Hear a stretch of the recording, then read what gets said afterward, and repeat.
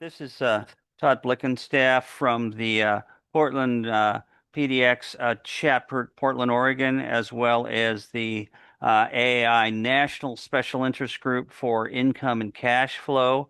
And we're presenting one of our meetings that we tend to do every other month.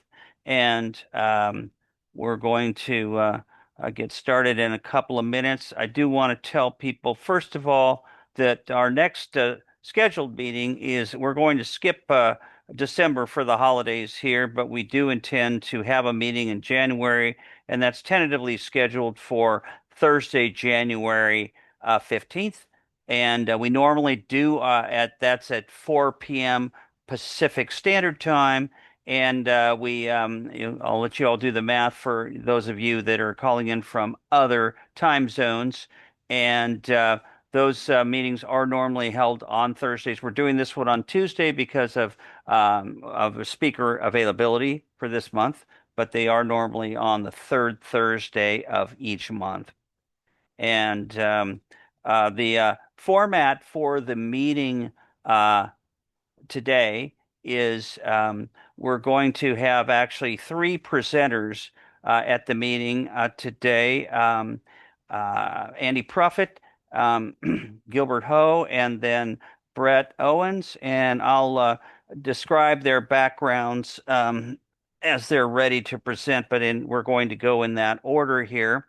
And want to let people know that we encourage questions from our attendees, and we ask you to, if you do have questions, enter them as you think of them in the Q&A section at the bottom of your screen, not the chat, but the Q&A section. And then I'll be reviewing the questions during the respective presentations and communicate your questions to the respective speakers, and they'll have an opportunity to respond to those. And then, of course, if you think of questions later on in any of the presentations, just go ahead and do that, and there'll be opportunities for us to answer them during the presentation. We normally schedule these meetings for about 90 minutes. We may go over a bit. It depends on the content. We'll play that by ear. And I'd like to mention that our first speaker today, and we're very excited about this, is Andy Profit. Andy presented did one of the keynote addresses a few meetings ago, and we got a very good response for that. And Andy also has a long history. In fact, he was the founder of the Income and Cash Flow Group when it was all Portland based, and did that for multiple years, and that came to fruition because of Andy and also my predecessor, Kathy Kowala, as PDX president, multi-term, made that happen. And then we went online and were asked to present this on a national basis a few years back. And we're doing these meetings now exclusively online as opposed to in person, and so that we can reach people from different time zones that are interested in the subject of income and cash flow.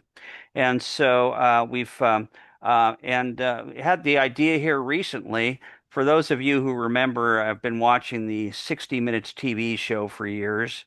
They used to have a segment at the end of the show.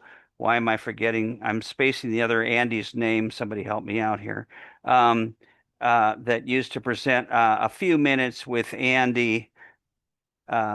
Anybody? I'm sorry. I'm Andy spacing. Rooney. Andy Rooney, thank you very much. Years ago, he always closed the show on 60 Minutes, and his irascible self. And we just decided that we'd like that Andy Profit has so much great content to share with the group that we're going to integrate that into future presentations, starting with this meeting. So we've titled that A Few Minutes with Andy Profit, and he's going to share some investment ideas. And we're going to, and Andy has a great background as both with AAII dating back decades, and also a background in as a technology executive at Silicon Valley before retiring from that. But Andy's a very active investor, always has great insights to share. And let's turn that over to Andy right now. Andy, if you can pull up your presentation, we'll turn the microphone over to you. Okay, let me just get this started here. Um, I will share and then I will go here and hope that that works. All right, so you should see my dividend income investing slide, I guess. Everybody see that? Yes. Oh, okay. Yeah, I'm basically an income nerd, for lack of a better word. So I'm always rummaging through the garbage can looking for opportunities. So Figuratively, yes. yeah, figuratively, but well, That was actually, not Andy in the picture there, by the way. well, no, it was. Oh, Um, let's see. So as a disclaimer, of course, I'm not a investment professional by any means, and so. Anything I say here, you should take with a grain of salt and even ask your own questions. And I would like to encourage everybody to participate and to be their do-it-yourself kind of investor and so forth.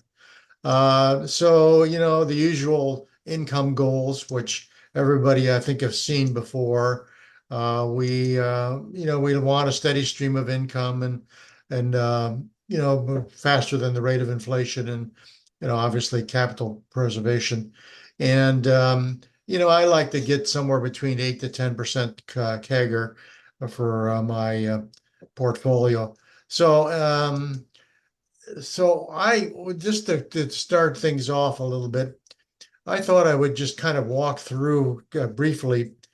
I use these investment tools basically for doing my research because, let's face it, doing valuations and doing financial analysis is very, very time consuming. And so, what I like to do is I like to use some of these vehicles, tools, if you will, for narrowing that down pretty quickly. Um, and so the other day, I think it was Morningstar Dividend Newsletter made a recommendation to buy some more of Cisco systems. And so I thought, well, okay, maybe I'll take a kick of tires on that because it's something that I think find interesting.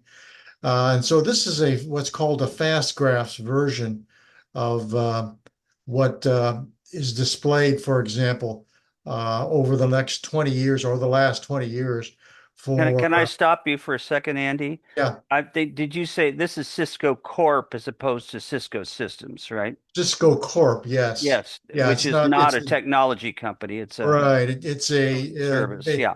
food distributor, basically. Yes. Yeah. Okay. Thank you. Yeah. And the shaded area here that you see on the bottom is the retained earnings, basically, or the earnings of the company over that period of time, over the last 20 years or so. The blue line is the price to earnings ratio that the market has given to Cisco over that period of time. You can see that it's a little above the orange line or the 15 times earnings. And then the yellow line is the dividends. So what intrigues me about this particular stock is that, it has a nice steady dividend growth. And so I'm always intrigued by this. And so the question I'm always asking myself is, well, is this company really undervalued? Since Morningstar has flagged it as a possible buying opportunity.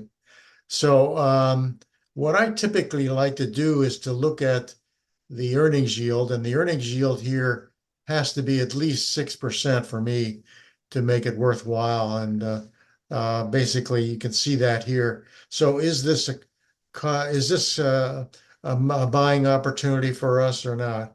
So then I moved usually to a program called Value Investing IO, and I take a look at the what's called the weighted cost of capital. And basically, this is something that is done in virtually any corporation. It's the weighted average cost of what they borrow from from their um, sources and what they get from the equity investors, and they average that. And you can see, for example, for this particular company, it's 6.7%. So what that really means is that the equity risk premium for buying this particular stock is somewhere around 5.1%. You noted it here. You can see it in the red circle here. So in other words, if you're going to buy this particular company, you need to be compensated for the risk premium as well as for the fixed cost of borrowing money. And so if you're borrowing money at say at 5% or 4%, somewhere in that range, then you'd expect a risk premium above that of about 5.1%. So in other words, somewhere around 10%-ish is what I would expect the return to be on this particular company. So the other thing I would also look at is the return on invested capital. And so for this particular company, you can see, for example, this is a bar chart from FastGraphs that the return on invested capital has been declining for some period of time. It took a steep dip in 20 and 21 and then finally started to climb back up. So when you're looking at this particular uh, stream of return, you have to look at the 5 years worth of return because what happens is a company invests, but they don't get the return on their investment for a fairly long period of time. So if you average out about a 5-year premium, uh, you can see a pretty good picture of what's going on. And so you can see here, for example, that um, Cisco had on average, I'd say maybe around 10% return on invested capital. So that's quite a bit above the weighted cost of capital that we saw in the earlier slide. So that's promising. That sounds like it might be a good opportunity here. But again, the fact is that over a 20-year period of time, the invested return on capital has been declining. And so that's a concern. That's a real concern. Um, so then the next step of what I do is I typically start to do what's called a discounted cash flow for the company. And that's, of course, means that you have to assume a certain revenue growth. And what the value investing does here is they show, for example, a revenue growth of 3, and then they drop to 2%, and then they rise to 5%, and then the 5% going forward. So this is based upon, oh, I don't know, maybe a community of analysts who have looked at this particular stock in depth and have come forward with some estimates. And so this gives me a picture of what they think the cash flow is going to be for this particular company. So what this says to me is that it's still overvalued. It's valued at they say at about 18% overvalued. So that's another point of view if you say. And then the next thing I look at is the number of shares outstanding. And as you can see, for example, over the last 20 years or so, that this company has had a policy of buying back some of its stock. And so it has declined over a CAGR, I think, of 1.4% per year for that 20-year period of time. So in other words, they're interested in in increasing shareholder value by doing buybacks. And so the bottom line is that um, when I look at this particular stock, it's not, to me, it's not ready for prime time, so to speak. I would wait until maybe it gets down into a little lower rate. And then finally, just to uh, bring up a subject that is one of my favorite topics right now. I used to keep a loose leaf binder where I would note a particular company on one page, and then I would note the reasons why I bought the stock, what logic I used to buy the stock, and then of course any problems I had with the stock in terms of its growth or its opportunities and so forth. So over the years, I've used this journal as a means to keep track of what I'm doing. Um, I've got kind of got away from it over the last 3 or 4 years. So I've been looking back at it now, trying to figure out if I can automate this. And so I've been kicking the tires on a couple of online versions of software. I've been looking at Notion and Journalytics and Obsidian and a couple of other journal keeping uh, programs. And by the way, if anybody has any suggestions for a good journal keeping for investors, I'd sure like to hear about it. So please drop me an email when you get a chance, and I'd love to hear about it because I'm still kicking the tires on these. That's all I wanted to mention. That's the all. Um, this is my take on what we are doing in retirement here. So that's it. I'll stop sharing and turn back over to Todd. Thank you very much, Andy. Appreciate his presentation today. And with Andy's long history, sometimes I wonder if when we keep calling on him, he might feel like Michael Corleone in Godfather 3. Just when I thought I was out, they pull me back in.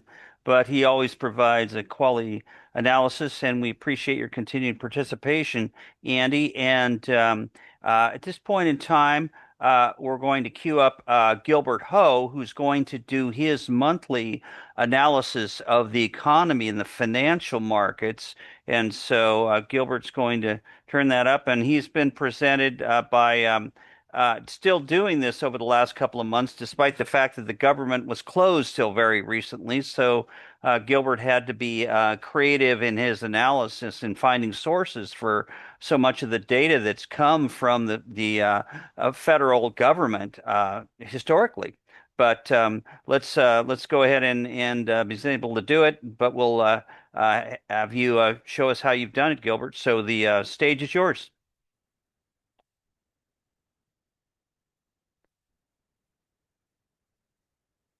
Gilbert, are you talking? Because I don't hear you. Yes, sorry, I forgot to unmute.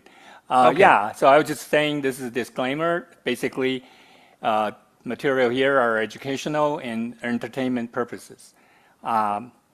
Also, let me get this thing going. Basically, don't trust what you see and don't trust what you heard. Okay, so we had the Fed meeting last month, and the next one is in the middle of December, December 10th, which is not that far away. But what they decided last time is to cut the rate by 25 basis points and stop the quantitative tightening.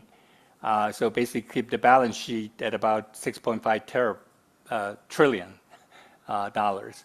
And the key points is they think the economy is expanding, but unemployment has been edging up, although it's still kind of low, and inflation is above their 2% target.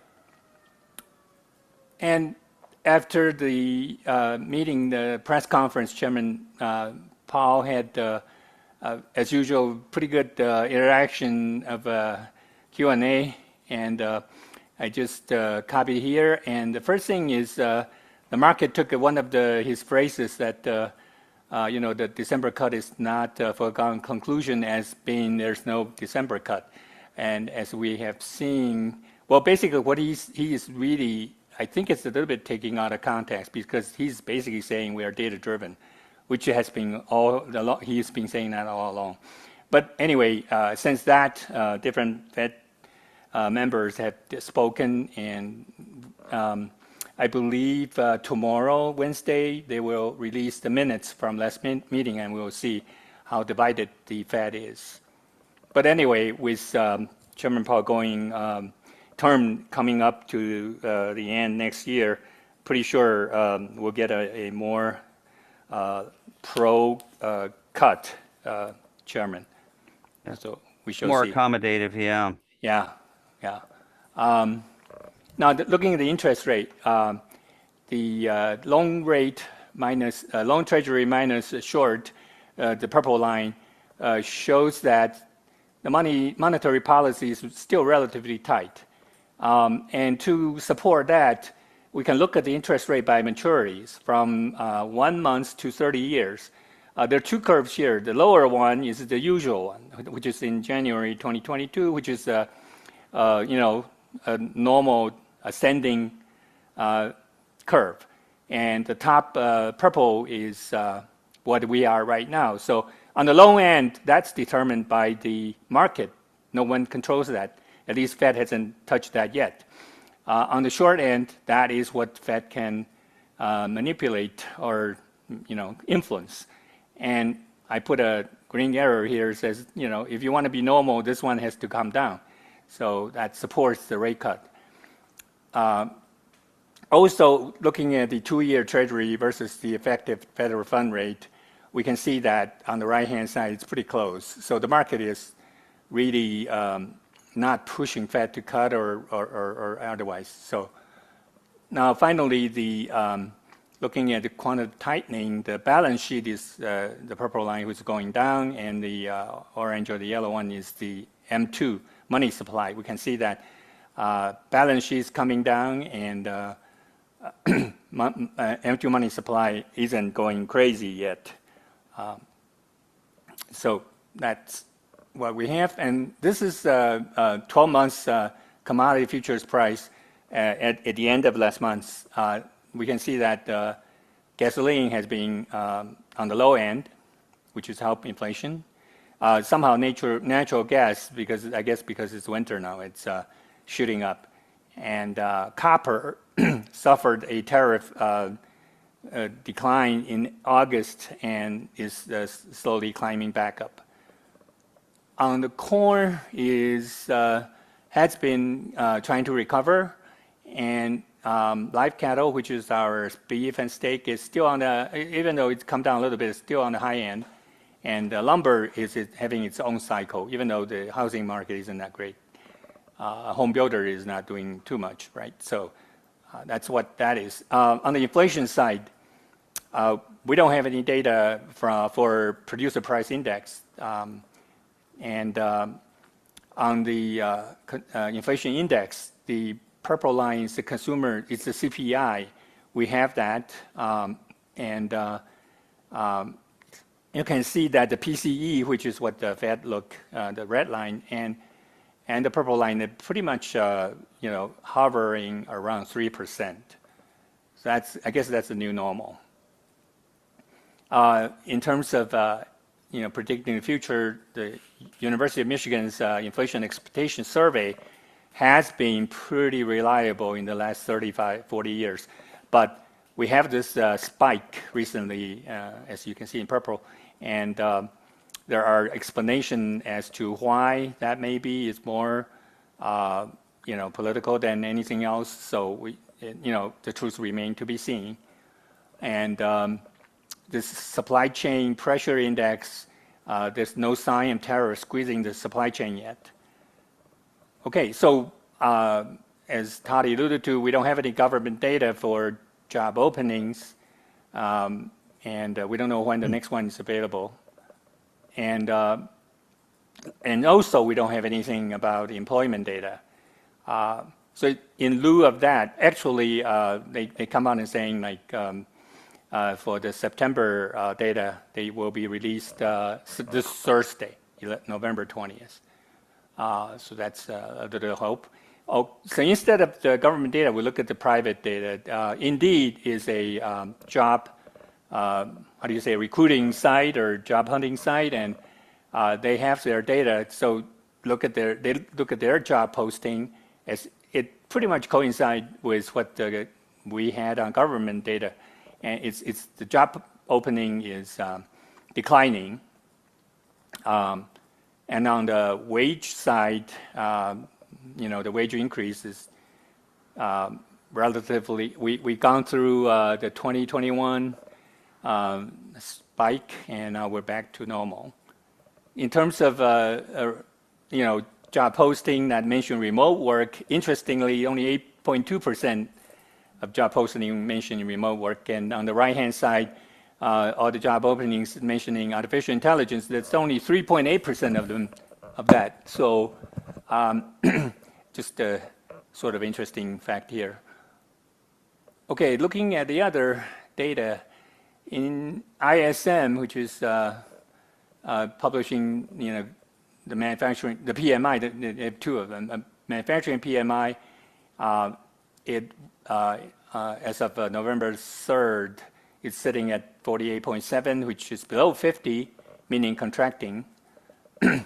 But on the service PMI side, we are at 52.4, which is above 50, so implying expanding. So again, it's the service expanding, manufacturing shrinking story, which has been this way since 2023, I believe.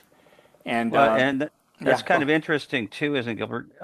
Is that because people always think of inflation in terms of products and seldom of services, and so, but services are a more faster growing percentage of the economy versus manufacturing, right? So it's pretty significant. Yeah, absolutely. Because we go to the supermarket much more often than we call it plumber. So even though the plumber is charging you, much more, you feel it less often. Mm-hmm. And this one is actually mentioned by Chairman Paul, and it's coming from GDP. So because there's no government data, this hasn't been updated. So we only have Q2 data. But on the GDP itself, Atlantic Fed has this nowcast, and for Q3, they are estimating 4.1%, which is way above usual 2%. So it's interesting. And again, even the Conference Board, the leading economic indicators, they count on a lot of the government data, so they don't have anything either. And I haven't seen new release date, but as of August, they're saying we're looking for a future recession, which we shall see. Okay, JP Morgan. Have a lag with that, yeah. Yeah. So in 2022, this indicator, which used to be really reliable, was in the same camp as a lot of other indicators, which is saying we're going to have a recession, which was proven wrong. So hopefully they don't have a double fault here. Okay, JP Morgan has this Eye on the Market publication, and very interesting. Some of the chart I got from their latest is, if you look at the ISM employment indicator, you can see that we have been on a downtrend, and we're sitting around 45, which usually is associated, in the past, is associated with less good economy. So we'll see what happens. On the labor force participation rate, this breaks down by age group, and it's very interesting. Any 25 to 54 are participating well, while people over 54, that participation rate dropped from almost 40% to now 38%. It's a pretty large drop. Price paid, ISM survey price paid, you can see, and this thought goes back to what you said. The service, which is the blue line, is ticking up, while manufacturing, which is a product, are on the downtrend lately. And looking at some of these inflation expectation surveys, this picture really just shows that there are at least 5 different surveys going on, and I don't know who to believe. And tariff was a big topic. So this chart actually shows, the effective tariff rate on different periods or based on different announcement. But I think the bottom line for me is if you look at the overall tariff rate isn't that high yet. Okay. You mean relative to history? It's been higher, and that was. And if you look back, I guess that corresponds to that spike back in like in the late 20s, early 30s when we had the Great Depression. So, which is something that some investors have warned about. When tariff prices got so high. Right. So even compared to 1975, we're still lower. So. Mm-hmm. If you look at the last chart at the lower right, looking at imports from China and other Asian countries, you can see the red line, which is import from China, dropped significantly, almost like at the COVID level, while other Asian countries are doing very well. So, credit condition, this is a senior loan officer survey by Fed. Basically, this is on the commercial industry loans. You look at if the bank is tightening standard, we are normal. Anything that spikes up is a bad sign. And you look at the increased spreads, which is also hawkish to lending, we're normal. And strong demand, we're normal. And if you look at on the right-hand side, which is consumer loans, the same story. So the bank is not tightening, and but the demand isn't strong either. So it's just everything normal there. Mm-hmm. And well, it's interesting that those, and I know some people talked about fixed income, and our lead, speaker Brett Owens might be able to speak to this as well. But the tight spreads in the fixed income markets are not normally, that would not indicate that a recession is on the way. That it's more likely to see recessionary conditions if we see spreads widening out because investors are more risk averse and perhaps favoring government over corporate or more aggressive fixed income options. So, yeah. Okay, so looking at the New York Fed quarterly household debt. This picture shows overall debt and give you the percentage of, you can see that 70% of all debts are mortgage, and a lot of them are very low interest rate. Interestingly, the student loan and the green one, which is the auto loan, they're all about 9%. And this gives a view of is the debt, consumer debt expanding, or looks like they're in a normal growth. Looking at the delinquency status, the total balance, and I have a line here that gives us a historical perspective of where we are, and we are at about 2004 level or 2015-16 level. Now looking at the transition into the 30-day delinquency, that's a beginning of delinquency, and not surprisingly, student loan has the biggest jump, and auto loan and credit card are also relatively high. And finally, looking at number of foreclosures and bankruptcies, again, I put a line there. And it seems to be we're comparing to history, we're not that bad at this moment. So that's household debt. Finally, those economic indicators give.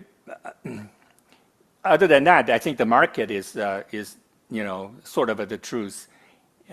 People vote by money, right? So if you look at the 10-year Treasury, that's a very key indicator, and we are in a range-bound situation since 2023. Hmm.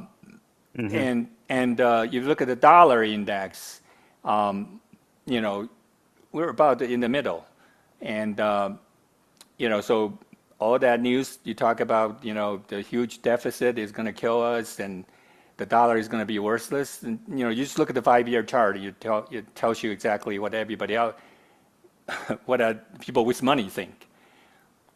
Although we have seen pretty pronounced decline year to date for the U.S. dollar, haven't we, Gilbert? I think Yeah, I read but it was down, what, 12 yeah, but you something? gotta Yeah, you gotta look at this chart. You're coming from high end, right? that's So true. That's yeah, true. so if you look at 5 years, we're in the middle. So Hmm. Hmm. yeah, I wouldn't jump. I wouldn't be worried about that unless it's going to another extreme. Hmm. Also, looking at crude oil. Crude oil is range bound. I would say since middle of 2022. So uh, you know, and so there's no crude issue here. And looking at gold, gold is the amazing one, and it did a breakout earlier, and now it's digesting. It shoot to 4,000, and now we're sitting, we're going up and down in the middle. So I guess the best days of the gold may be behind us for a while. We'll see. And that's all I have. Thank you very much. Okay. Well, I appreciate that, Gilbert. And I guess it's going to be um, the data from the U.S. government's going to come out at a lag effect going forward here. I mean, Are we going to see some of those numbers, or are we going to just look at the numbers going forward here and they're not going to be reported from previous months? well, there has been discussion that since this is the longest shutdown, we lost 40 days, and so there are bound to be some data that's the survey that you didn't do, or that therefore you don't have data, and then you can't go back to time to do it. So some of the survey-based stuff is going to be missing a month, I believe, and we shall see. Okay. Well, appreciate that. And I forgot I neglected to introduce Gilbert in terms of his bio before his presentation. He's a lifetime member of AAII and co-host of the Silicon Valley Computerized Investing Special Interest Group, where I first discovered him. Professional background, he's a retired software engineer with development management experience, startups and large companies, and of course, has been a professional investor since retiring and stepping away, but appreciate him sharing his data. And now we're going to transition to our keynote speaker here, and I'm going to go ahead and provide Brett Owens' background. Brett's the chief investment strategist at Contrarian Outlook, where I'm a multi-year subscriber. I'm very pleased with the value I've had from and good ideas from the publication he's shared, and as well as on the calls he does for subscribers. They've got Contrarian Investor has Contrarian Outlook, excuse me, has more than 15,000 subscribers that really focus on safe, high income from stocks and funds yielding 7% or more, which is really in our wheelhouse for the AI special interest group for income and cash flow. And Brett is also a bio of Cornell School of engineering background, very analytical. Left corporate America at 26 to pursue his passion for investing in startups. He's founded 3 software firms with over 50,000 active users combined and writes regularly for, in addition to Contrarian Outlook, Forbes magazine. I'm a longtime subscriber of that as well. And since his 2015 inception, so it's coming up on what about the 10-year anniversary here, Brett? Is, yeah. Is yeah, is report has delivered about 10.5% annualized return, including dividends, which is very good for a dividend-oriented strategy, income-oriented strategy. So, and I asked Brett he's well versed in a variety of fixed income topics, but we hadn't addressed real estate investment trust for quite a while. So I asked him if he would focus on that today, and he was agreeable to doing that. And again, the presentation today is titled "The REIT Stuff," good pun there, landlords yielding up to 14.2% that should love Jerome Powell and his strategies right now. So I'll turn that over to Brett to explain why. So the floor is yours, Brett. All right. Thank Thank you, you. Todd. Appreciate it. Yeah, and if they don't love Jerome Powell now, they'll love the next guy, probably even more, as you guys were Right. saying Yeah. earlier, because I don't get too caught up, I think, in the short-term Fed stuff because he's a lame duck anyway, so he's on his way out. So looking at landlords here, REITs, so real estate investment trusts. So these are the publicly traded. I saw a question come in about private REITs. These are going to be the public ones. So these are tickers. These are just regular stocks that you type in, you buy and sell as you would with any other stock, but looking for those that'll benefit from basically the Fed funds cuts and maybe a range bound 10-year, as Gilbert was saying in his presentation as well. So my disclaimer terms of use. So this comes from our parent company, Contrarian Outlook, their parent company, B&K Invest. So this is what I have to say. The full terms are terms -of-use about all the information, so on and so forth here. But we'll talk about why REITs historically outperform when interest rates fall. So they kind of act like bonds, right, as bond proxies. So highlight those. Safest corners for income seekers. So at the end of the day, I think with the dividends, we're looking for the dividend. And then if we get some price appreciation, it's a bonus. It's not necessarily required.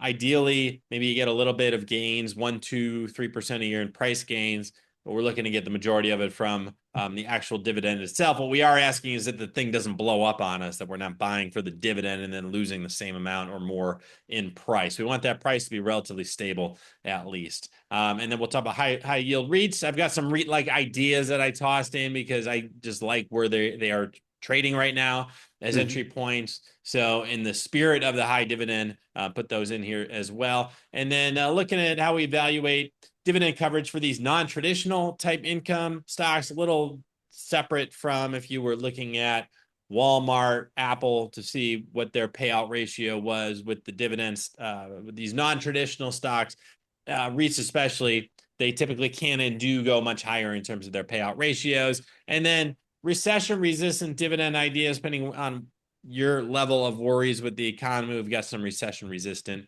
ideas for you here as well. All right, let me get there we go. Okay, as we went to air, so this is after the market close. This is about as low as we've been on the CNN Fear and Greed Index since April. And that was a pretty good washout there for us. So this type of time when contrarians like us want to get a little bit greedy here, because you don't see the extreme fear go much lower. We hit actually single digits in April, 4, 3 one day. Those are very rare, and those are typically close your eyes and buy moments.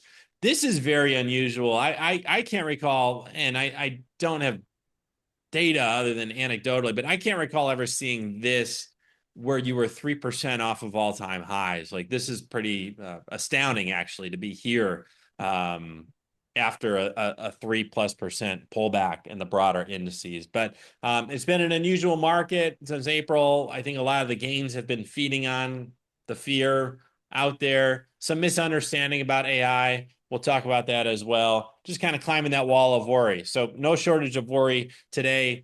The AAII survey that comes out weekly, I think we'll see more bears, depending on the weekends, but you'll probably see even more bears coming up. This is pretty bearish at more bears than bulls, right? And you've got about half just being bearish on that response. The 1-year bearish high was in April, and that was exactly at the lows. These sentiment readings, indicators, they kind of tend to not matter except at the extreme points. So they do tend to, and I think especially at the bottoms of major lows, so they tend to kind of clock in at major lows, which I wouldn't necessarily qualify. Obviously a 3% pullback as a major low, but I find it interesting to have like this level of kind of overall pessimism being where the market is and where kind of where it's recovered from. Kind of reminds me of the 2020 market, and I'll actually talk about this in a couple slides where you kind of had the one sell off and then you come back, you get another little mini earthquake in the fall. According to the Atlanta Fed GDP Nows, and this is very volatile, but it says the economy is absolutely cooking, right? And it's been right here, flatline at near 4%, 4%. My kind of working model for this from an economy standpoint and how I've been thinking about things really since, I don't know, the spring or sooner when I started really implementing AI in my own businesses and day to day, is that I think you're seeing a lot of, from small to large companies, they've been implementing these AI tools as fast as they reasonably can.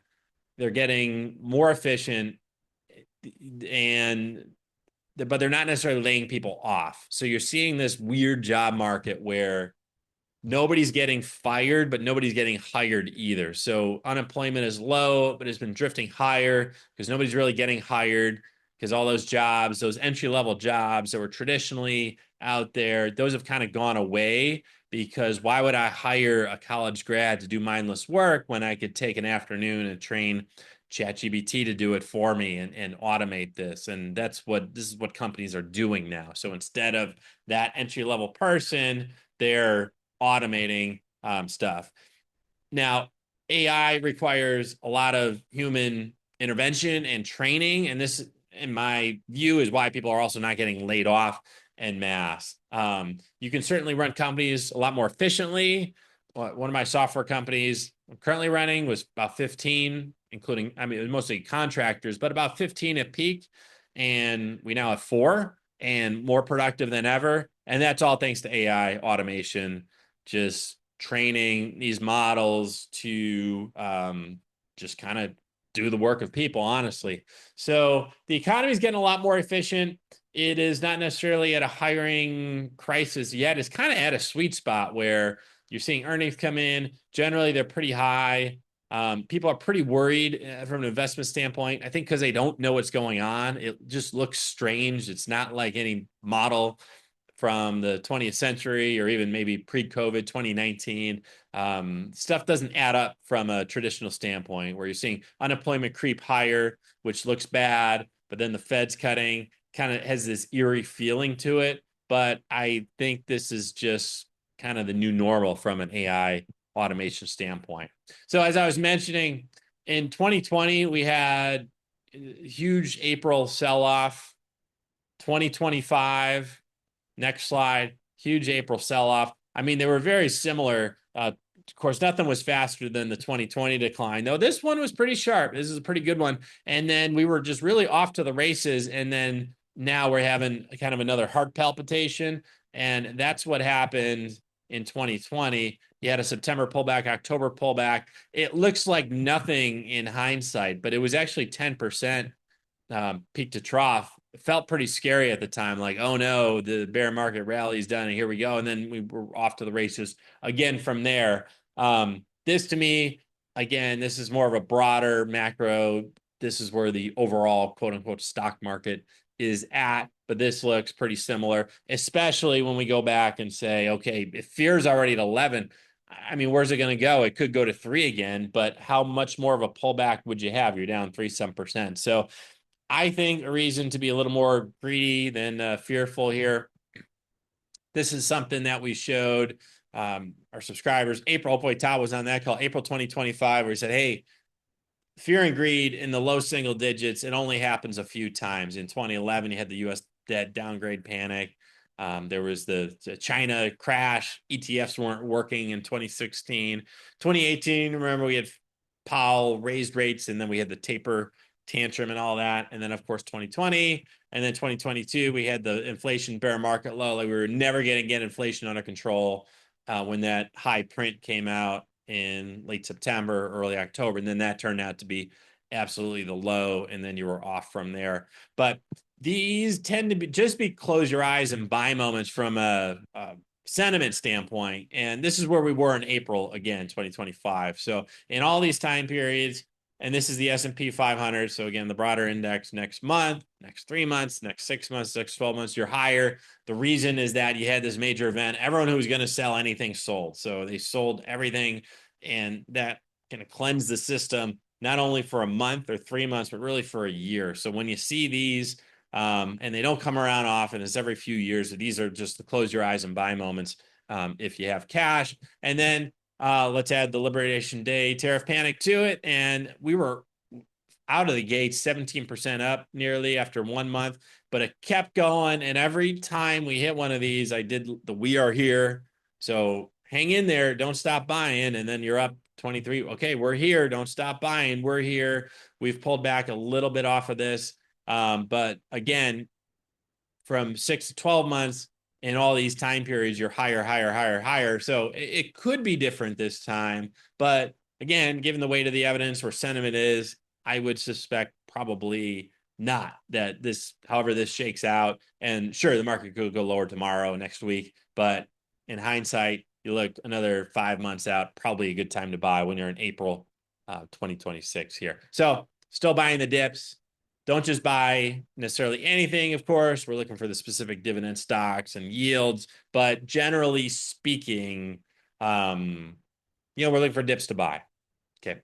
So let's talk about REITs and their nice qualities for income investors, right? So REIT, short for real estate investment trust. They're a loophole that was set up by Congress, similar to business development companies, for those of you familiar with those. They have to pay big dividends, and they get a tax advantage status provided that these companies basically send 90% of their income back to investors. So most of the money that they make is coming back to you as the form of a dividend. They're, in their traditional sense, basically landlords. So you have different types of REITs. You have commercial REITs, right? So they own the malls, the outdoor malls, the Simon Property Groups. These are the kind of, they just own, and some own high-end malls. Some are more, C grade kind of slumlord malls, but they're collecting the rent checks, and then they're dishing it to you as dividends. Okay. There are some REITs that own casinos, and there are some REITs that own just industrial properties. So these could be warehouses, right? So the kind of common thread from the, I would say, traditional REITs, again, is that they're own the property, they're collecting rent, and then they're sending dividends back to investors. Now, non-landlords now can and do have REIT status in terms of their stocks. And the advantage there is that they can, and we'll talk about one class of those called mortgage REITs, but the advantage of having that label is that, again, they get around the taxes. They're going to pay you the big dividend, and it's kind of a REIT status that they have. And it's just the way that they structure the business. It's kind of like when you incorporate, you have a company, you incorporate it in Delaware, and you have nothing in Delaware, right? It's just for that, or a Nevada business, or something like that. That's what the REIT status is, right? You don't necessarily have to own real estate to have it. So we look at the Fed funds rate historically. This is the orange line here. So we're going back 20 years, pulled from ycharts.com. So a little jaggedy in terms of how it comes out, but you get the idea that in the early aughts here, this was still Greenspan here. So he was raising, and then the cliff falls out, right? Late 2007, the credit markets lock up. 2008, enough said there, financial crisis. So generally speaking, as long as there is no recession, REITs really like low rates because they behave like bonds. I call them bond proxies because while they are stocks and they're subject to, they report earnings every 3 months, and they can have, management can do stupid things or smart things, right? So there's that individual company variability, but as a whole, and we're looking at the Vanguard Real Estate Index Fund here. So this is the VNQ index. As a whole, REITs generally like lower rates. It's kind of like bonds. So rates go down, REITs still pay the same because they've got their cash flow and then they've got their yield. So if VNQ, for example, is paying 4%, which is a decent historical average for it, VNQ is going to look better. It's going to get more money when the money, Fed funds rate, when money market funds are at 1% versus 5%. And then a lot of those gains are going to happen during the cut cycle because that's when the money's moving, right? As you, anyone in the audience here, you've had your money market fund. If you've got money there and you're staring at it probably every time the Fed cuts, thinking, okay, I've got to move that. I got to move that out. I got to move that out. Well, eventually that type of money goes into things like REITs. Now, you can see in these examples here, they always end up doing well at the rate cut cycle. It's just you take a hit if you get a recession. So 2008, VNQ gets chopped. 2020, VNQ gets chopped. And then it was off to the races after it found a bottom. So the question here, I think, in terms of if you were buying the industry at large, which we can do better than that. We can cherry pick the stuff that we like. We don't have to buy VNQ.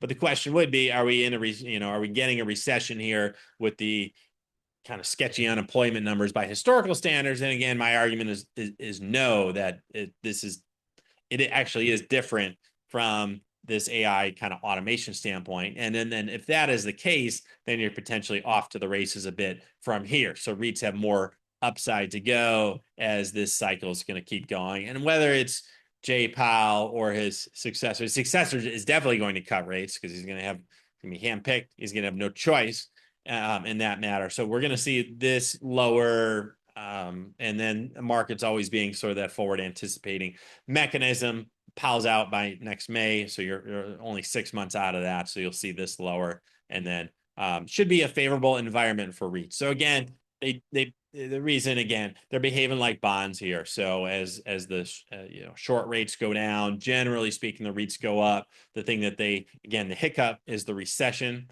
So that's the kind of one gotcha to look out for. REITs versus long rates. So this is against the 10-year Treasury. So if we're looking out on the yield curve, kind of a similar picture.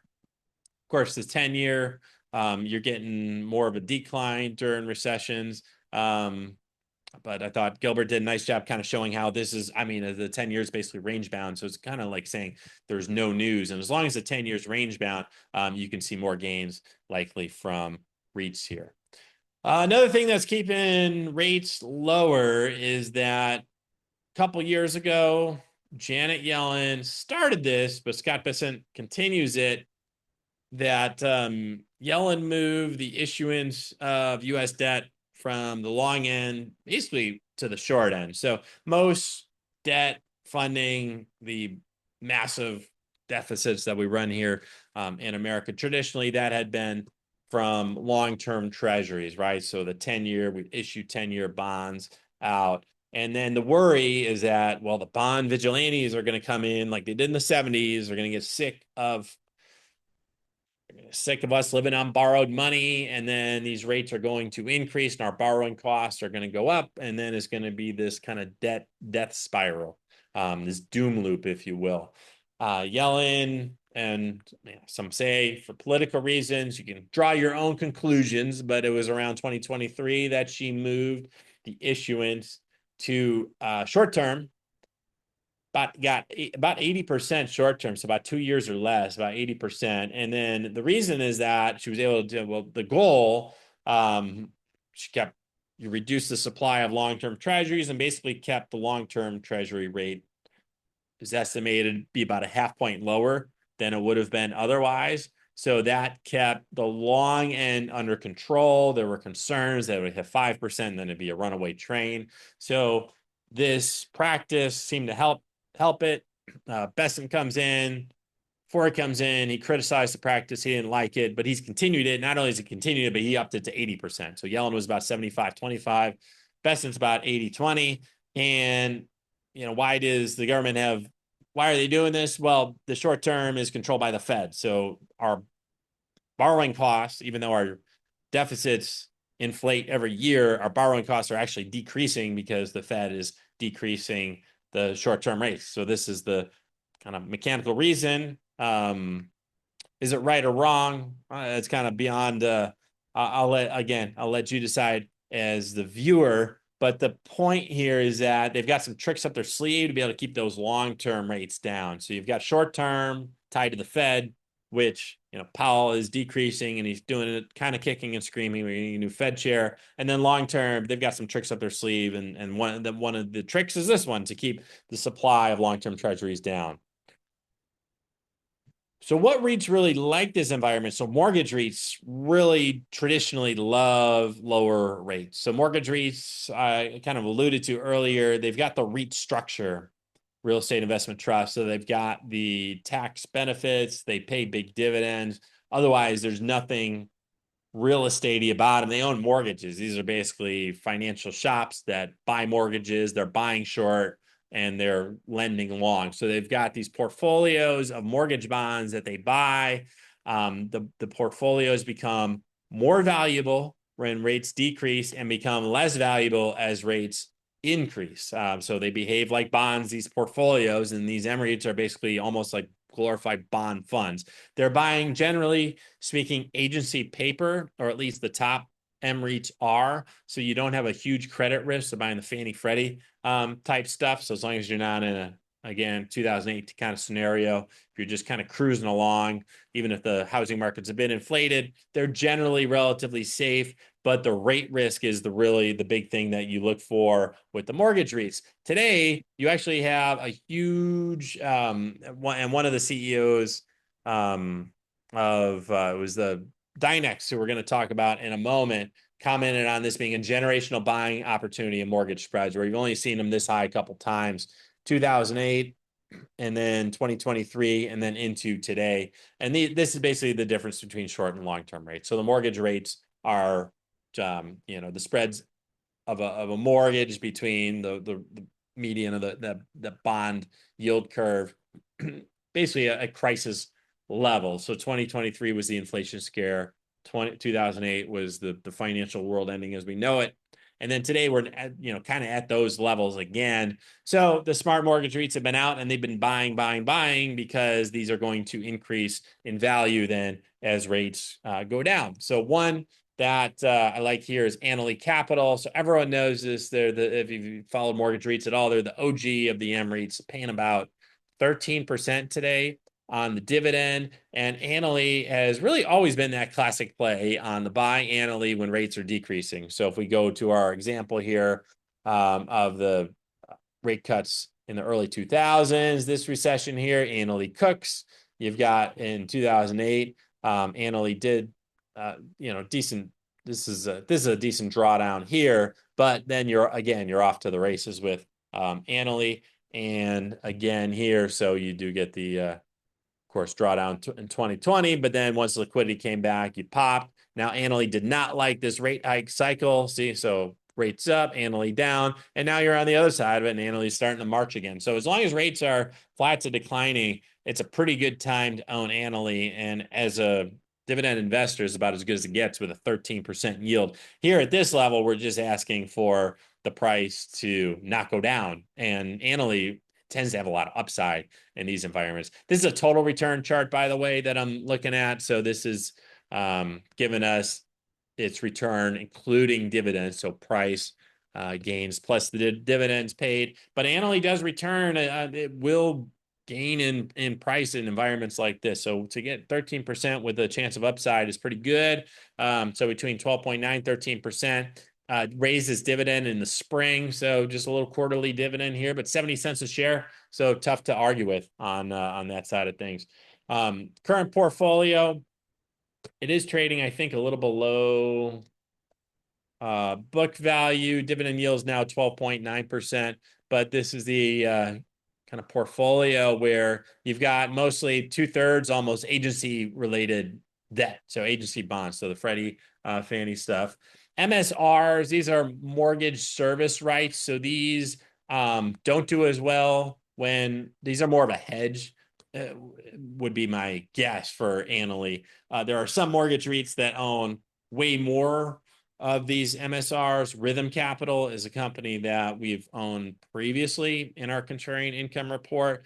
And we did that during a rising rate period because it owns the most MSRs in the entire industry.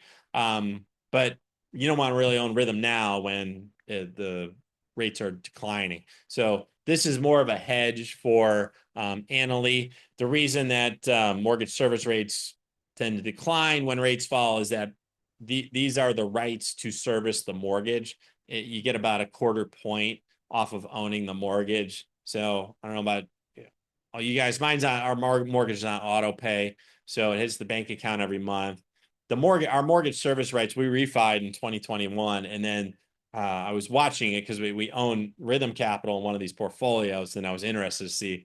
It did not take long. That mortgage was gone in weeks. To the MSR was sold to, I think it was Truist Bank, and then they get a quarter percent every month from us, and it's on auto pay, so it's hitting my bank account. So it's basically free money for them. The only thing that goes wrong is when rates decline low enough and then people refi. So if rates decline low enough, and we've got a pretty low rate locked in, so probably not a concern for our particular MSR, but MSRs in general, rates go down, people refi, and then the MSRs actually lose value. So they're a counter. So long story short, this is basically a hedge, but you've got about 80% that's sensitive to lower rates, and that's going to increase there. So Annaly Capital looking pretty good here. This is another one that a lot of people have heard of, Dynex. So it was the Dynex CEO who made the comment earlier that I referenced is on their most recent earnings call. Hey, this is like a generational buying opportunity, and they really loaded up, and they've increased their portfolio. You can see an additional over 10% of buying just in Q1 alone here, and mostly agency stuff. So this is, again, pretty safe from a credit standpoint. Again, it's going, I mean, this stuff's going to increase in value as these mortgage spreads come down. And then today, Dynex is yielding 15%, and it's a fully covered dividend. So Dynex's book value, this is what we talk about. Well, management matters with the REITs. This is an MREIT. Management especially matters with mortgage REITs because all they are is management. I mean, it's just a bunch of people sitting in a room trying to make money. So there's no actual, I mean, the assets that they own are the mortgages, the things that they buy. So this shows how good Dynex's management team has been to gain book value consistently over the years. And then the dividend being covered here. So you've got these $71,000 in dividends declared, and then I think I might be actually over it here with my enlarge, but you've got a covered dividend is my point from earnings here on Dynex. So 15% that's fully covered with some upside as rates are declining, and they have hiked a couple times here, so a couple times in recent quarters. So not bad, 15% dividend with a little bit of upside there. Okay, let's go into some REIT-like stuff. I think if we just kind of put a bow on the REIT discussion, then the traditional, I don't have any like traditional REITs that I like right now. I like the mortgage REITs the best because the play on rates.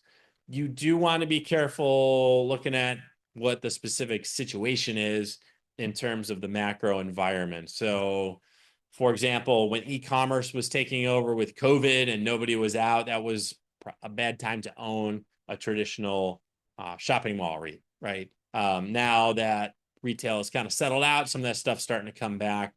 I think I have one more. I may have one more REIT for you at the end. I think I have my casino REIT buried at the end, so we'll come back to that one as well. But REITs generally you got to think about the business. Do I want to own warehouses right now? Maybe, right? There's more stuff being shipped. Do I want to own e-commerce warehouses? Heck yeah, that sounds pretty good. So you're always thinking about what is that specific business going. So let's move on to FS Credit, because this is a little bit of a government restart play here. It's a BDC that we added to our portfolio last year, but it's trading at a discount to its net asset value. It's basically a BDC in a CEF wrapper. FS Credit has been around for about 10 years, but only recently as a CEF. So it's new, and a lot of new CEFs just kind of get scowled upon by investors. So trading at a 10% discount. BDCs, business development companies, have sold off lately, but they're a very careful lender in the space. It did get a little sticky for them with the government shutdown because they had a few. They had a Penn Foster's one company, so they're an online education platform. So they provide vocational training, federal job grants. Grants froze, so that kind of starved their student pipeline for a bit, but now that's starting to tick. So they've got a couple of companies where their big investments relied on government checks to come in, and that's been unlocked now. So that should take some pressure off of FS Credit. These guys, I will also say, I talk to their team about once a quarter. They are very good about reaching out and being open, and I've been able to interview them a couple times for our newsletter. They've done a nice job gaining their NAV in a challenging year. When I think about the BDCs, what we look for really is we want that NAV, kind of like any CEF, want that NAV generally to be flat, maybe a little better than flat, but we're looking for signs of security of that dividend. The dividend in a CEF's case, so a CEF, slang for a closed-end fund, it's getting paid out of NAV. So that's the tell if the dividend is safe or not, or an easy tell, right? Looking at that. So up year to date, showing us that the dividend has been paid from cash flow. 2 dividend hikes over the last 12 months, and it's a monthly payer. So that's always a good thing as well. So almost 7 cents a month. So anyway, they give you the checks coming in every 30 days, which I know a lot of us like as income investors. And this is the chat I mentioned. So been able to get on the horn with them, get on Zoom with them. They've got the big conference room that's got the camera up top. It's pretty funny, actually, like out of a Wall Street movie. But they'll talk, and they've been good and very open about their strategy, so on and so forth. Here's another one. Okay, so when we look at bonds, right, and we think about, okay, well, the bond portion of our portfolio. So the short-term bonds, those yields are going down, right, with each Fed cut. So we look to the long end of the curve, and maybe we're looking at an ETF. So TLT, of course, is the 20 plus years, so long dated treasury bonds, one of the most popular ETFs out there, yields about 4.4% today. And this is one of the options where a lot of investors will just say, okay, TLT, this is my bond portion. It's only 4.4%, so I don't love it, but it is what it is. But you can do it better than that if we're going to look into selling covered calls on it. And we don't have to do that manually ourselves either. There's a pretty unique fund out there called TLTW that will do that for you. So they basically own a bunch of TLT, and then they just sell the nearest month calls to generate some extra income. So TLTW, it pays a big monthly dividend. It does vary a bit with the volatility here, but it pays a big double-digit dividend usually. It's been 12, 13% recently on a trailing basis. So that's a way you can take that 4% yield and nearly triple it. It does depend on what the call premium is on a given month. But it's always going to pay more than TLT, and then it smooths out some of that volatility also. So this is a really nice option for, again, dividend-focused investors, because you've got this going. And again, you don't necessarily want to own, if you look historically on TLTW, you might scratch your head and be like, Brett, this has been kind of a loser historically. But the reason is that it launched, I think, it encompassed 2022, which is when rates started to take off. So this is not really a fund that you want to own when long rates are rising, because the underlying value of the portfolio is going to decline faster than it's going to be able to scrape the covered call income.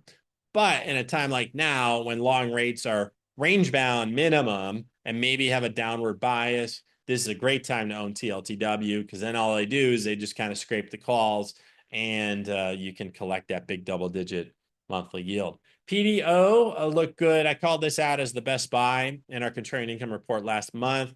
It yields 11%.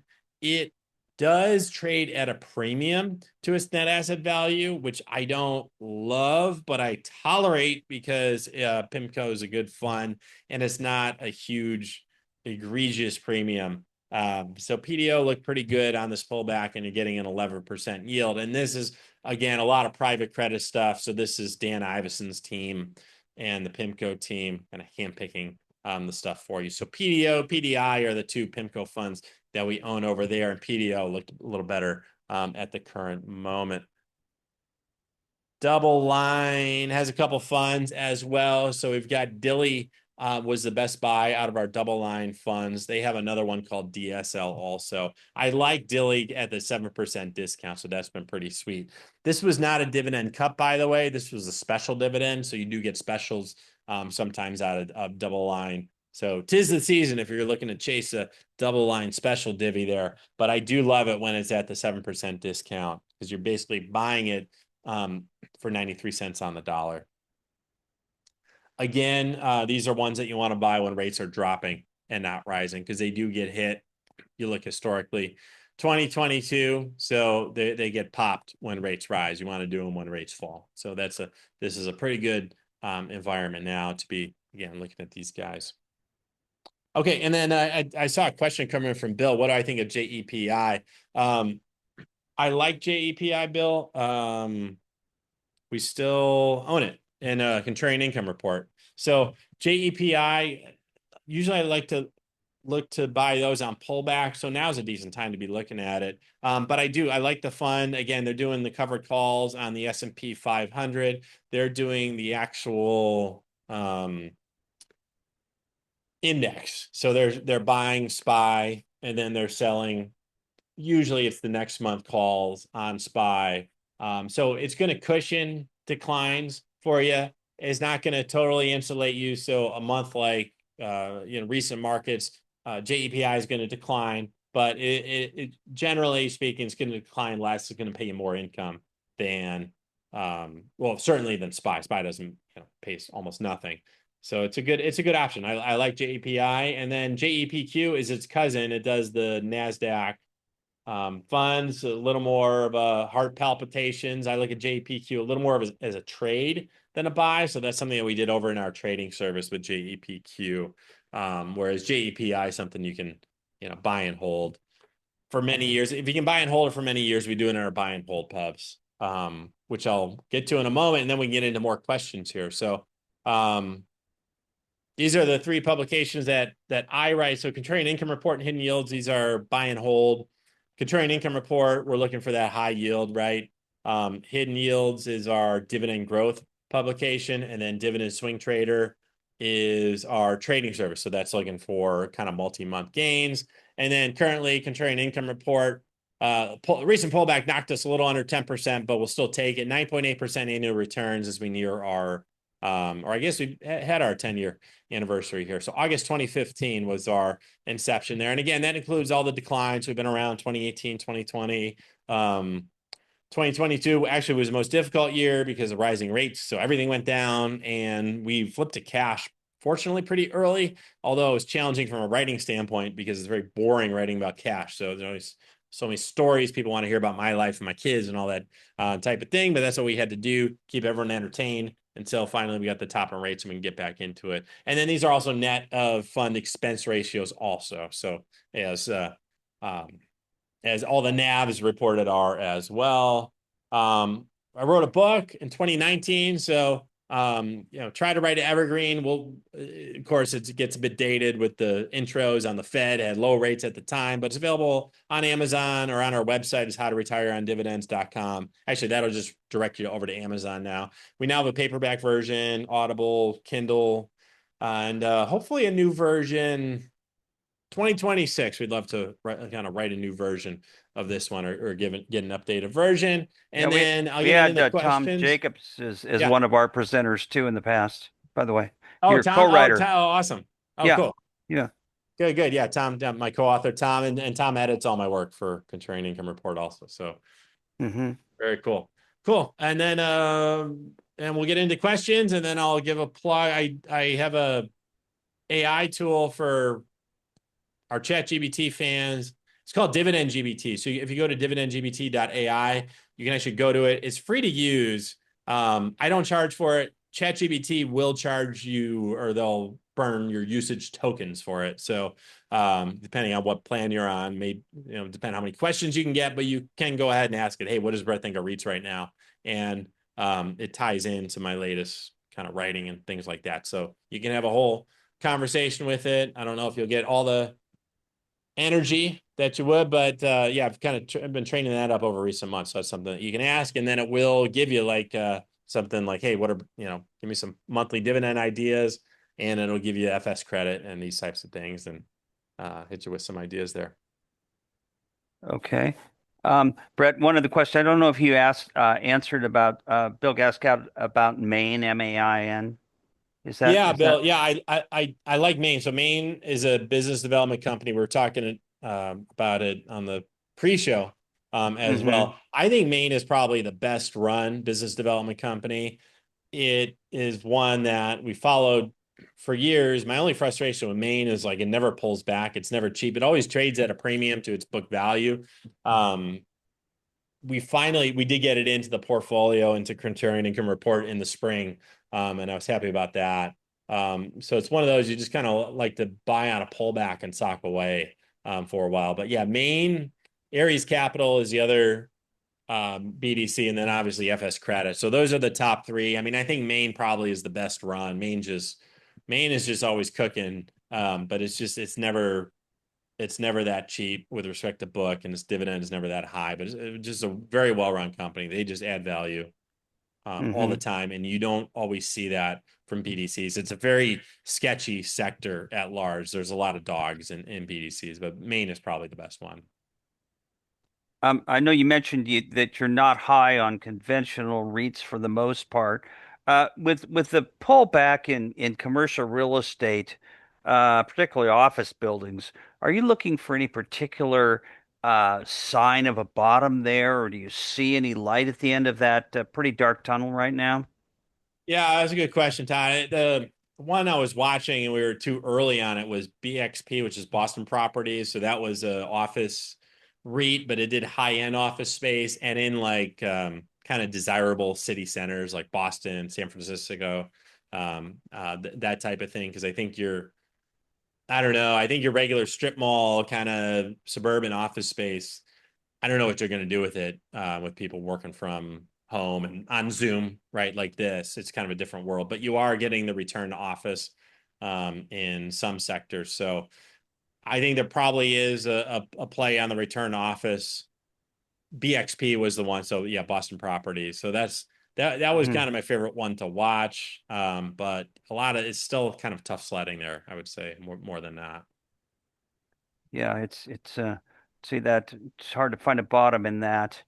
Do you also when you look at REIT valuations, because we have a lot of real estate investors that own conventional real estate rental properties, that type of thing, and it seems like how do you see valuation of conventional mom and pop rental properties versus REIT, particularly in terms of valuation at this point in the cycle?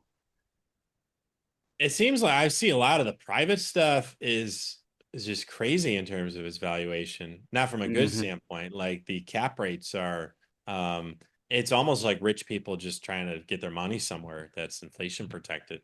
I have a friend locally does some real estate investment. Um I mean, he's telling me that some of these places are going for like it would be a 2% annual return. Like it's crazy. These are the high end places with the good renters and the nice neighborhoods, best neighborhoods. But crazy where, and you might be able to go and he was able to find someone like a 7-8% return that he was happy with. But then still, you have to do all of that legwork and hire someone and this and that versus just sitting there and clicking, right? So the private seems, especially on the high end, from what I see, has been higher in terms of valuation, which is interesting because I think it requires more work. Well, then with inflation and materials prices for new construction. that's got to be tough to Hmm. make that pencil out. And with those cap rates being where they are too, it seems to make a big case for owning REITs versus conventional bricks and mortar rental properties or building them. Yeah, agreed. It's crazy. The only thing I can think is it's just people with more money than they need that are just trying to diversify at all. Just it's not in the stock market. Otherwise, I don't know why you would buy something at such a low cap rate over Yeah, I agree. It just doesn't annually, seem to right, or something pencil like that. out. And Yeah. I would think there'd be a lot more investors that want to own real estate that would be veering the direction of REITs versus trying to do it the old-fashioned way, just particularly with that valuation differentials. Um, one other area of the markets we hear a lot about in the fixed income markets are private credit, where you get hit over the head with a lot of promotion on our private credit. And I wonder what you see your perspective is in that. And also, second part to this question is I've read that a lot of insurance companies, publicly traded insurance companies too, have a high percentage of private credit on their balance sheet. Does that surprise you? That does. Yeah. Yeah, that does because they're supposed to be pretty locked down in terms of their the quality of what's on their balance sheet. Yeah, I heard Gunlack's been out, Jeff Gunlack, the double line, Yeah. Hmm. right? He's been out warning about just a lot of sketchiness in the private credit market. I think you see it in I mean, the business development company range. They're basically, private credit lenders, and there's just a big difference in terms of the quality, I think, that they extend. So that's one where um, I just look to the quality of the management there. But yeah, I don't have any doubt there's plenty of sketchy things. I mean, when people start to reach for yield, it can be bad. Hmm. Um, yeah, we just hear so much about it, and so many players, Wall Street players, seem to be getting into private credit. It just looks kind of like a risky bubble to Yeah. me. And so, are there any other sectors in fixed income, and apart from REITs, that you think are being overlooked that offer good valuation at this point? For instance, what do you think of preferred stocks at this point in time? And we did a question early on in the presentation too about preferred versus equities, conventional equities.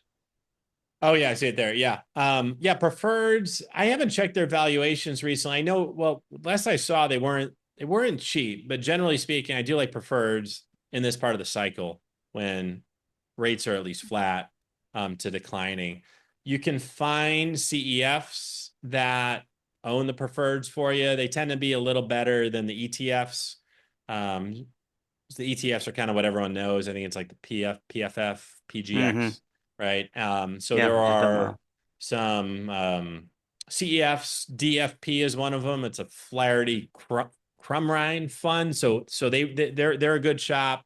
Nuveen runs some preferred funds also. So they do a good job as well, and they'll kind of select they'll handle the selection. I like the funds a lot more than I like the individual stuff because it's a pain to find and sort through. Um, and they'll kind of handle all that for you. I haven't looked at, yeah, they haven't kind of come up on my radar as being cheap recently on that side, but those are the funds that I usually look to on the preferred side are the Nuveens or the Crumrines. Hmm. Well, and in terms of investors trying to do it themselves in this market environment with individual issues on the fixed income side, I guess I'm showing my bias here. It just seems like with all the ETF alternatives out there, as well as traditional mutual funds, that it's, aren't most investors going to be better off using funds versus trying to do individual bonds, particularly with transaction costs, or is that less of a factor than it used to be with spreads tight? Yeah, that's a good question. I would think the spreads might still be an issue though with some of these individual prefers, but 100%, I think they're better off going with a fund. And I mean, the thing with a fund is you can you got better liquidity also. I think, we like not being afraid to sell things because nobody says you have to hold these forever. If it Right. goes against you, or if you do get a meltdown in the private credit market, right, that kind of spreads, you can just hit the sell button and get out, and it's a little easier. The more liquid something is, the easier it's going to be to get out um, if you do get a prolonged kind of sell off or pullback, right? So that's another argument I think for the going with the funds. Mm-hmm. Oh, and we're getting a follow-up question to something you mentioned earlier about the casino REIT you said you liked. Oh yeah. Vici, VICI is the ticker, and they own a lot of the main Vegas properties and other casinos around. They're a triple net lease REIT, so Mm, so their tenants basically do all the upkeep. So it's a pretty sweet gig. So they're responsible for making everything better from a financial standpoint. So the triple net leases are that's a pretty good type of REIT when you find them. So Vici, yeah, VICI. It's a decent dividend. It's not huge like the Annaly, but typically it's around like 6% or so. okay. And when did they have exposure beyond Vegas in other um, gambling meccas around the country, or is that predominantly a Vegas play? A little bit around more Vegas than not. But yeah, they do have some casino properties around. Because I've seen some analysis that talking about that Vegas has been struggling, tourism revenue is down, and so could that be a factor, or is VC attractively priced enough to take that into account? Yeah, it looks attractively priced enough for now, but it's definitely worth watching. I think the fact that we can all, well, I mean, people can gamble from their phones. You can gamble everywhere now, Yeah. right? Take some of the intrigue off of Vegas. You don't have to hop on a flight there to gamble. So a little different. And then the conferences also going away a bit puts pressure on Vegas also. So yeah, worth watching. I think something worth watching with Vici, but Hmm. comfortable with it for now. When you mentioned closed-end funds earlier in BDCs, is there a target percentage leverage that you're comfortable with owning for those type of investment vehicles? Since, as you know, many of those are levered up quite a bit. Yeah, yeah, they are. Yeah, with so if we look at like the muni bond funds, those guys will lever up like 40, they'll lever up like 40%, which I'm okay with because they're muni bonds, but also we're not gonna buy and hold through any cycle either. Like they will get crushed when rates rise, um, but I'm okay with it provided I like the backdrop. So 40% on that. Some of the PIMCO funds will go up to 40%. That's kind of the same thing. Like I'm generally not as worried about their credit risk. It's more of an interest rate risk on that standpoint. Some of the double lines like Dilly, I think is only 20 or so percent. You can find there's an Alliance Bernstein fund, AWF, that is unlevered, 0%. It doesn't pay as much in dividend, but it's close to 7%, high sixes or 7%. So okay. I mean, if I was buying and holding forever, I probably wouldn't be okay with 40%, but because my time frame is more, I would say a few years, and then I'll shoot them dead when the cycle turns. I'm okay. I'm okay with that, provided it's kind of quote unquote safer stuff. But that said, I mean, there is no safety from the interest rate risk, so you have to account for that if you're going to hold the levered stuff. And then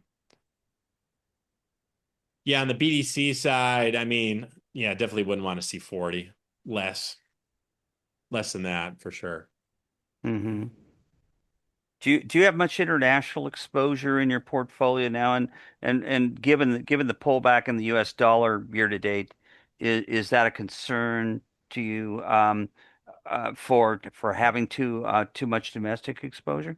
Let's see. So we have the only really foreign exposure is EMB, the It's an emerging market bond ETF that pays about 7%. Um, it's not, since things are priced in dollars. We have done, and this is more of a trade, so dividend swing trade. We did some gold straight trades. So GGN is a gold fund, like gold miners, gold related things, and then GGN will actually pay a decent dividend. They pay about 8%. GDX barely pays anything, but it goes crazy when gold goes up. So, I mean, I kind of prefer to hedge it that way with alternative, you know, bets. But now the dollar is kind of stabilizing a bit. Hmm. Gold kind of topped out there. I think at least for a little while. And I mean, who knows what's happening with Bitcoin? That's let's stand aside right now. But we did some Bitcoin. Also, BITO is a Bitcoin fund that we kind of own at a better time than now, but I would stand aside now. It always has a huge yield, but I'm sure I haven't looked at it lately. I'm sure it's getting crushed alongside Bitcoin. Um, so yeah, but yeah, if we're looking to hedge against a declining dollar, I'd rather kind of place offense somewhere else, if that makes sense. Could you repeat the ticker symbol on that gold fund that you said had an 8% yield? GGN is the ticker. GGN. Yeah, Okay. I think it's All like right. It'd be nice to get a dividend yield for those of us who didn't have enough gold exposure in the rally. Maybe right. Yeah, I'll this way you offset can. that. Yeah, Yeah. yeah. This way you can kind of hold it and wait through. And it didn't go as crazy, but I mean that's good and bad. So like it's good now if you're so it pays 7.4% now. Gamco Global Gold Natural Resources GGN. So yeah. So Okay. I mean it's pulled back a bit, but nothing crazy. It's still kind of Okay. hanging in there. Okay. Okay, good. Let me see if we've had anything else that's come in here that I missed. I think that's it for the most part. I did want to say you've graciously allowed us to, for those who were not able to be on the call today, we're going to be posting the recording of this presentation as well as the presentation deck that Brett has provided today. So everyone who registered for this meeting today will get an email when that process is completed, and they'll be directed to where to go to reference those materials from the meeting today. And or if you just want to reference those for who were on the call, be able to review the notes from that. And so but really appreciate the breadth and depth of knowledge that you've provided here, Brett. Thank you for coming and presenting and sharing your outlook here on these subjects for because we've got a lot of yield-oriented investors in the AI world. And it's a high percentage of investors' portfolios, so it really makes a difference to have creative and off the run investments that you often present that other investors aren't exposed to. So thank you very much again for presenting today. We really appreciate it. Cool. You bet. Yeah. Thank you, Todd. Thanks for having me on. Right. And just want to point out here again, we're going to have our next meeting is going to be, I think, January 15th, the third Thursday of the month. And I want to thank also our webmaster here, John Wong, who's in the background but very effectively running this. And also one of our co-presenters, Gilbert Ho, is also the head of the income and cash flow SIG that we present. And want to point out also there's going to be an article about the income and cash flow SIG that's going to be appearing in the November issue of the AI Journal. For those of you that are AI members, and we encourage you to join, we think it's a great value. You'll be able to read that article in the publication. It talks about the meetings that we do, as well as a variety of other useful information. So check that out if you would. And we appreciate everybody's participation today. And as we get closer to the holidays, want to take this opportunity to wish everyone a happy Thanksgiving and safe travels for those of you that may be traveling to a destination to spend time with friends and family. So we wish that for you as well. And thank you again for attending today. And we hope to see you on future meetings. Again, January 15th, Thursday, we should be our next upcoming meeting. So thank you very much, everyone, and have a good evening.